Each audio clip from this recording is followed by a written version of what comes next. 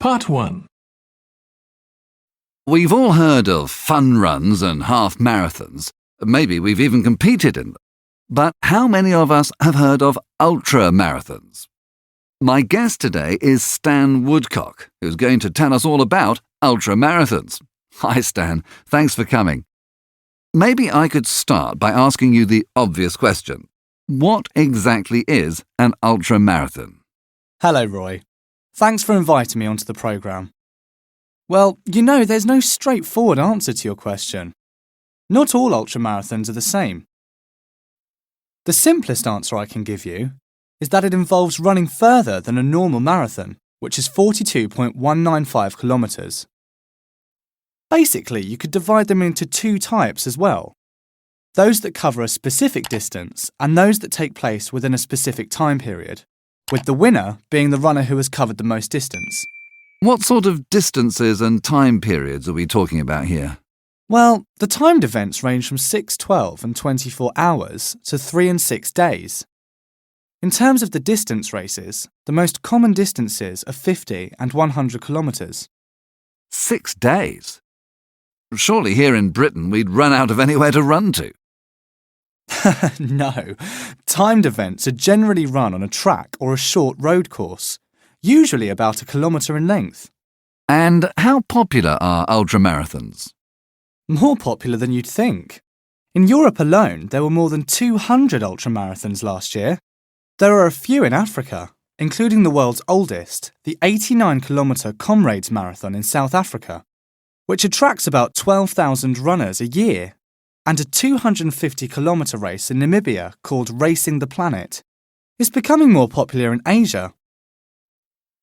Taiwan, Japan and Korea have all hosted ultramarathons, and India held its first in Bangalore in 2007. There's even an ultramarathon held in Antarctica. And I believe you've just returned from the United States. Tell us about that. From what you told me before the programme, it sounds impossible. Well, I took part in the Badwater Ultramarathon, which is a terrific test of your personal endurance.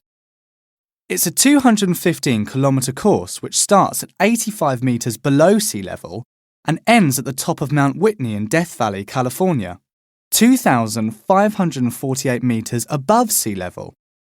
What makes it particularly tricky is that it's held in July when temperatures can reach 49 degrees in the shade. A guy called Al Arnold pioneered the course, first attempting it in 1974, but he failed to finish due to dehydration. He tried again the following year, but sustained a knee injury. But in 1977, he was the first to finish it, with a time of 80 hours. That sounds like quite a trial, Stan. Can I ask you just one last question, and I hope it doesn't sound rude, but why do you do it? It sounds crazy. Don't worry, I'm asked that all the time. Maybe I used to ask myself too.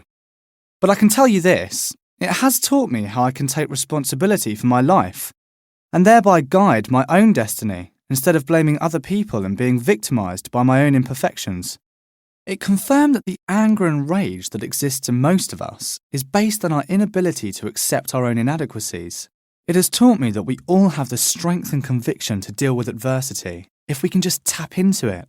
But more than anything, it has left me feeling profoundly grateful for my family and friends, appreciation of what I have, who I am, and where I am going in my life. Stan Woodcock, thanks for coming in and speaking to us. Part 2. When I was 8 years old, my family followed the ancient family tradition and packed me off to a moderately expensive public school in Cumbria. I hated almost every day that I spent there. My very first term was a disaster, and I found it very difficult to settle in. Life in a boarding school can be almost impossible, especially if you aren't that happy at home, which I wasn't at the time. I did miss a nice home-cooked meal, though. The food at the school was dreadful. Apart from having to follow all the rules and time-honoured customs, you were never left alone, even for a minute. You were always with another boy at all times. I have always enjoyed my own company and a bit of solitude, so day-to-day life at school was very hard for me, although the other boys didn't seem to mind it. In the first term there, I developed a nasty cough. The school nurse said it was nothing and gave me some pills to take. However, a short time afterwards, playing rugby in a snowstorm, I suddenly felt I couldn't breathe properly and was taken to hospital with a nasty dose of bronchitis and pneumonia. As soon as I arrived at the hospital, they put me into a small room with another boy who was also very ill. He eventually died, and I'm told, so did I, nearly. My main memory of my time in hospital was that the nurses on duty in the evening used to get together in my room and play Scrabble and chat. That they were keeping me awake with the light on, and their talk didn't seem to worry them in the slightest. When I had recovered, I was sent home for a few weeks to convalesce, and so missed almost all the school term. When I eventually returned to school, I was sent to bed early because of my illness, and so finally I got to have a brief period to myself every day. Later in the term, I was allowed to go to the school library alone, which was another great improvement. The day I left school, the headmaster came up to me to say goodbye, and asked if it was a sad day for me. I told him that, in fact, it was the happiest day of my life. He said that he was sure that I would come to think of my time at the school in a completely different light. I told him that I was sure I would not. Although, of course, over the last 30 years I have had dreadfully unhappy days in my life, I found that my conclusions then, that there was nothing that could ever be so bad as my time in boarding school, were indeed proved to be quite correct. Part 3. Pavlova is a meringue-based dessert named after the Russian ballet dancer Anna Pavlova.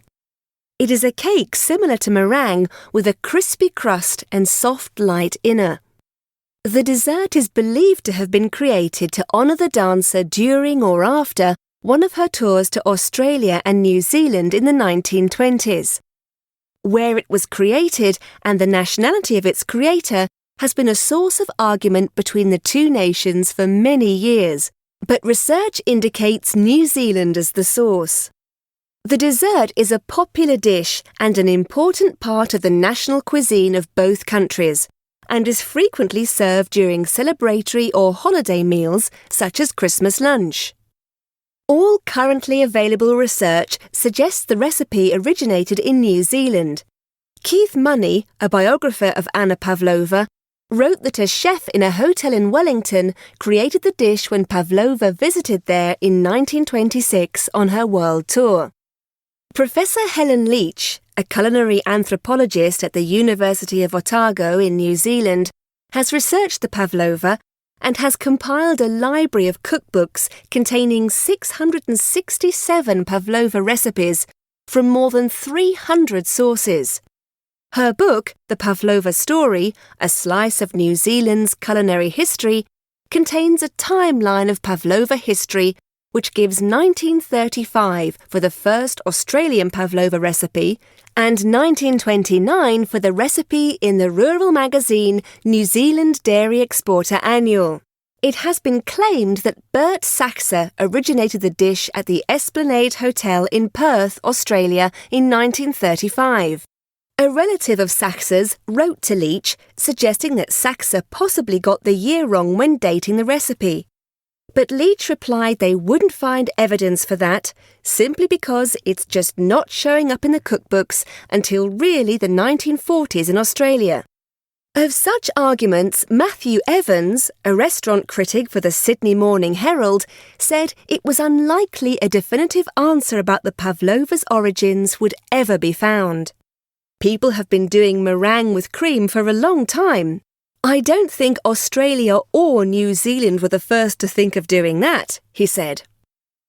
Pavlova is made by beating egg whites to a very stiff consistency before folding in caster sugar, white vinegar, cornstarch and sometimes vanilla, and slow baking the mixture similarly to meringue. This makes the outside of the Pavlova a crisp, crunchy shell, while the interior remains soft and moist.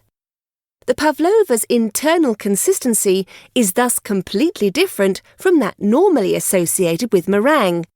having more of a soft marshmallow texture. This difference is due to the addition of cornstarch, the use of which is the defining feature of a pavlova recipe. Pavlova is traditionally decorated with a topping of whipped cream and fresh fruit, such as strawberries and kiwi fruit. Raspberry is a popular topping in the United Kingdom, with the tartness of raspberries contrasting with the sweetness of sugar. Factory-made pavlovas can be purchased at supermarkets and decorated as desired.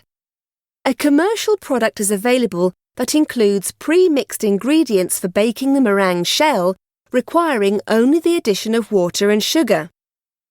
Te Papa, New Zealand's National Museum in Wellington, celebrated its first birthday in February 1999 with the creation of the world's largest pavlova, named Pavzilla, cut by the Prime Minister of New Zealand at the time, Jenny Shipley.